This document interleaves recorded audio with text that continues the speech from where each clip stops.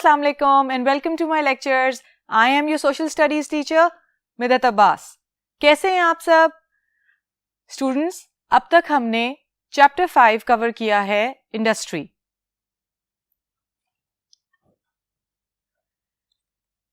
पिछले लेसन्स में हम लोग कवर कर चुके हैं primary industries, secondary industries, tertiary industries और हम ये भी देख चुके हैं कि पाकिस्तान में कैसे वो इंटरलिंक्ड हैं और ऑयल रिजर्व्स की क्या इंपॉर्टेंस है. आज हम देखते हैं natural gas. Natural gas was formed by rotting vegetation underground. Natural gas भी एक नेचुरल रिसोर्स है जो कि पाकिस्तान में पाई जाती है या पूरी ज़मीन में पाई जाती है. और ये कैसे बनती है? ये ऐसे बनती है कि ओवर द ईयर्स, बहुत सालों का प्रोसेस है, अंडरग्राउंड जब प्लांट्स जो कि डाई करते हैं वो अंडर प्रेशर कन्वर्ट हो जाते हैं नेचुरल गैस में. अब it is found often together with oil, but unfortunately not in Pakistan, which has more reserves of natural gas than oil.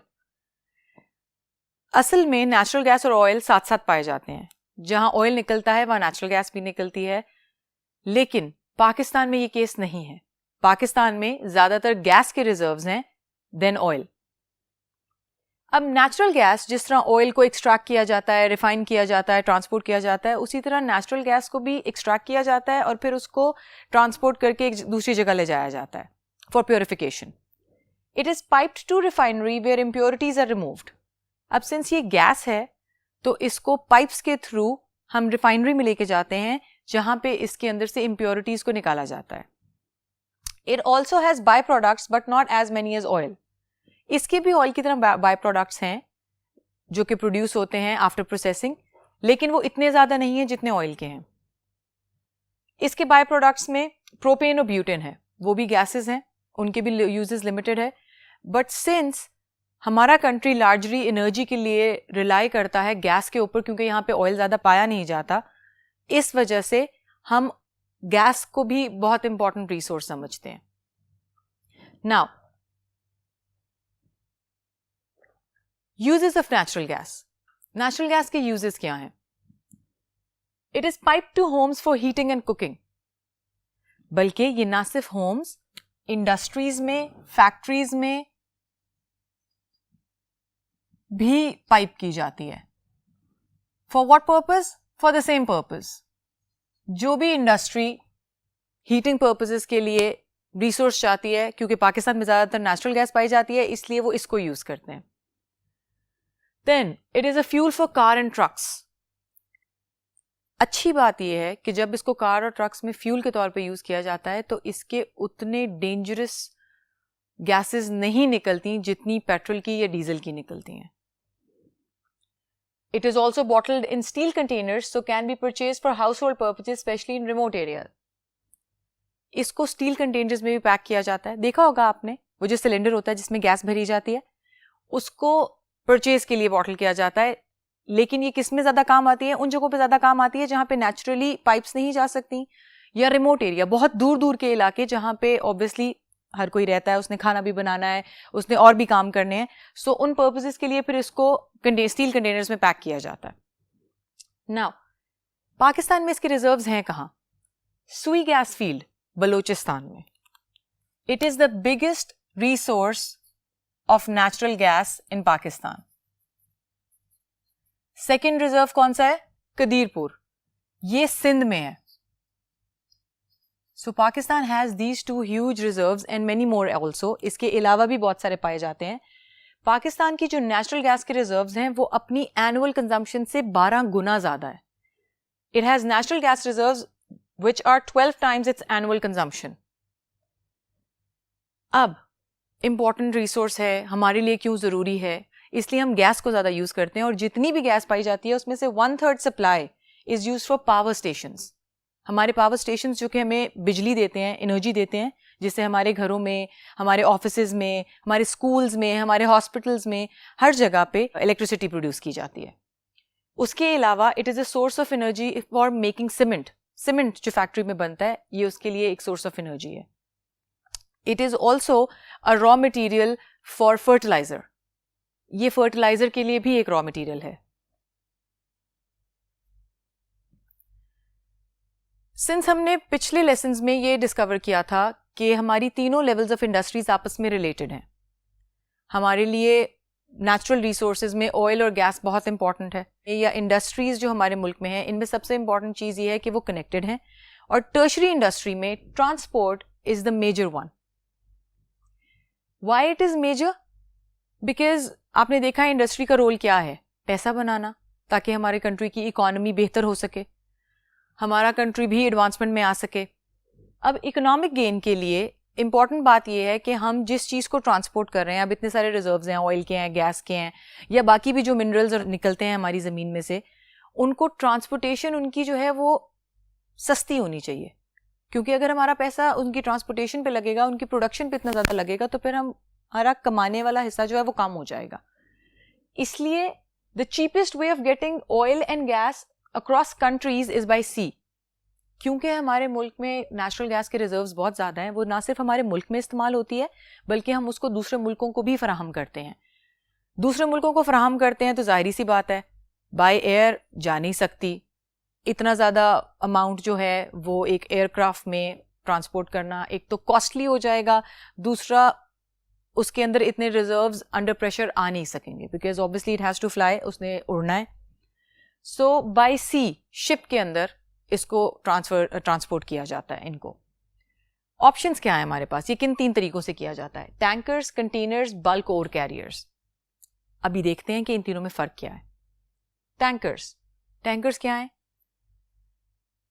450 metre long, 450 metre लंबे, 68 मीटर चौड़े, और दे वे अप टू 500,000 टन. अब ये इतने बड़े tankers जो हैं, मैं आपको बता दूं, इसके अंदर 30 से 40 वर्कर होते हैं, और उन वर्कर्स को भी एक एंड से दूसरे एंड पे जाने के लिए स्कूटर्स या साइकिल्स दी होती हैं. और ये एक टैंकर एक वक्त में by sea 300,000 ton of oil transport करता है. बहुत बड़ी अमाउंट है, बट यही तो बात है कि ट्रांसपोर्टेशन चीपेस्ट. सेकेंड फॉर्म है कंटेनर्स. ये भी उसी तरह बड़े हैं, 400 मीटर लॉन्ग, बट इनमें फ़र्क क्या है? इनमें फ़र्क ये है कि इसमें एक ही वेसल है जिसमें वो कैरी किए जाते हैं एक ही जगह पे. कंटेनर्स में ये होता है कि हम बॉक्सेस लेते हैं, हर बॉक्स की जो साइज़ है वो ये होती है, या तो वो 6 या 12 मीटर लंबा होता है, या वो 2.5 मीटर चौड़ा होता है, और 2.5 मीटर ऊंचाई होती है उसकी, लंबाई, ऊंचाई और चौड़ाई. ठीक है. अब इस तरह के 6,000 बॉक्सेस एक कंटेनर में आ सकते हैं. Again huge amount of goods और नेचुरल गैस और other things being transported at one time, कि एक वक्त में इतनी सारी अमाउंट को हम एक कंट्री से दूसरे कंट्री तक ले जा सकते हैं. तीसरा है बल्क और कैरियर्स. इसमें भी ट्रांसपोर्टेशन बाय सी है, 350 मीटर लंबे हैं, और एक वक्त में 250,000 ton of goods, 1/4 million ton, इसको ट्रांसपोर्ट किया जाता है. So you see how tertiary industry and transportation is a very important factor for our economy. हम देख चुके हैं कि हमारी इंडस्ट्री 3 टाइप्स में क्लासिफाइड है. हमारे इंडस्ट्रियल सेक्टर को हम लोग 2 और तरीकों से भी डिवाइड कर सकते हैं, ये क्लासिफाई कर सकते हैं. एक तरीका है बाय साइज. साइज का मतलब है कि उसमें कितना पैसा हम लगा रहे हैं, कितने लोग उसमें हमने एम्प्लॉय किए हैं, और कितनी ज्यादा चीजें प्रोड्यूस हो रही हैं एक वक्त में. That accounts for amount of money, number of people and size of production. For example, अगर हम बात करें कि एक वक्त में एक फैक्ट्री प्रोड्यूस करती है 3,000 ton of steel, right?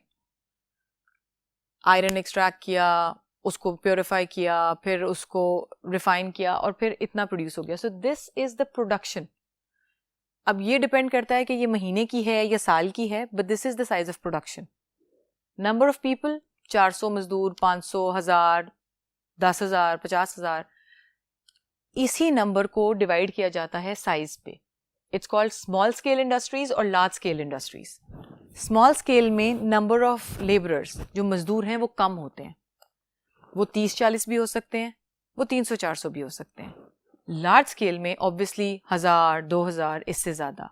Plus जब हम मजदूर कम ले रहे हैं तो इसका मतलब है जो हमने पैसा उस इंडस्ट्री पे लगाना है वो भी हमारे पास कम है। So again small industrial scale. जब पैसा कम है लगाने के लिए, लोग कम है बनाने के लिए, तो जाहिर सी बात है जो भी चीज़ बनाई जाएगी वो कम बनेगी। That's why small scale industry. अब स्मॉल स्केल इंडस्ट्री में कोई भी हो सकती है, जो हैंडलूम्स बनाते हैं, जैसे माचिसें बनती हैं, जैसे हम छोटी छोटी गुड्स जो बनाते हैं, हैंड क्राफ्ट्स जो होते हैं हमारे, वो पॉटरी जो होती है, all those come under small scale industry. Cottage industry हमारी, वो भी स्मॉल स्केल है। लार्ज स्केल में ऑब्वियसली हमारे पास बहुत सारे एग्जांपल्स हैं। जैसे कि हम बात कर सकते हैं, हमारे पास ऑयल की कोई कंपनी है, जैसे कि हमारे पास सुई गैस कंपनीज हैं। They are large scale companies, over the country spread हुई हुई हैं, इतनी बड़ी हैं। उसके बाद हमारे पास आती है क्लासिफिकेशन बाय ओनरशिप, कि उसका मालिक कौन है। Public industries and private industries. Public industries are those which are owned by government. ये वो इंडस्ट्रीज हैं जिनकी मालिक हमारी गवर्नमेंट होती है। कैसे? PSO नाम सुना हुआ है, पाकिस्तान स्टेट ऑयल। लेकिन शेल और काल्टेक्स ये प्राइवेट इंडस्ट्रीज हैं, ये प्राइवेट कंपनीज हैं। क्यों? क्योंकि इनके ओनर जो हैं वो गवर्नमेंट नहीं है। They are people जिन्होंने अपना पैसा लगा के कंपनी बनाई है।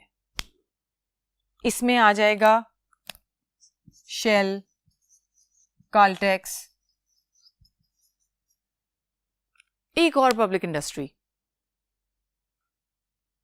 PTC, Pakistan telecommunication, right? Zong, Warid, Mobilink, क्या हुई भला? बताएं जल्दी से। राइट, वो हुई प्राइवेट इंडस्ट्रीज। और कौन आता है प्राइवेट इंडस्ट्रीज में? सोचे जल्दी बताएं। सोच रहे होंगे अब आप इस बारे में। जोंग, मोबिलिंक, और भी होंगी बहुत सारी। शूज, कपड़े, जूते, ECS, स्टाइलो, और भी बहुत सारे कपड़ों के ब्रांड्स। हाँ, आप बिल्कुल ठीक सोच रहे हैं, ये सारी हमारी प्राइवेट इंडस्ट्रीज हैं या प्राइवेट कंपनीज हैं। और इसी के साथ स्टूडेंट्स, हमने अपना चैप्टर 5 कंप्लीट कर लिया है। इस चैप्टर में हमने क्या क्या सीखा? हमने ये देखा कि इंडस्ट्री क्या होती है, हमने ये देखा कि इंडस्ट्री की हिस्ट्री क्या है, क्या हमेशा से इंसान मशीनों पे चीज़ें बनाता था या इंसान पहले हाथ से बनाता था। फिर हमने ये देखा कि इंडस्ट्रीज की टाइप्स कितनी हैं, प्राइमरी, सेकेंडरी, टर्शरी। फिर उसमें हमने ये भी डिस्कस किया हर एक को अलग अलग कि प्राइमरी इंडस्ट्रीज कौन सी होती हैं, सेकेंडरी कौन सी होती हैं और टर्शरी कौन सी होती हैं। फिर हमने साथ में ये देखा कि ऑयल और नेचुरल गैस ये पाकिस्तान के बहुत इंपॉर्टेंट रिजर्व्स हैं। इनको एक्सट्रैक्ट कैसे किया जाता है, उसके बाद इनको रिफाइन कैसे किया जाता है और फिर इसको इस्तेमाल में कैसे लाया जाता है। और इस सब के साथ साथ हमने वो एग्जाम्पल डिस्कस की जिनमें हमने ये देखा कि all different 3 levels of industries are connected to each other.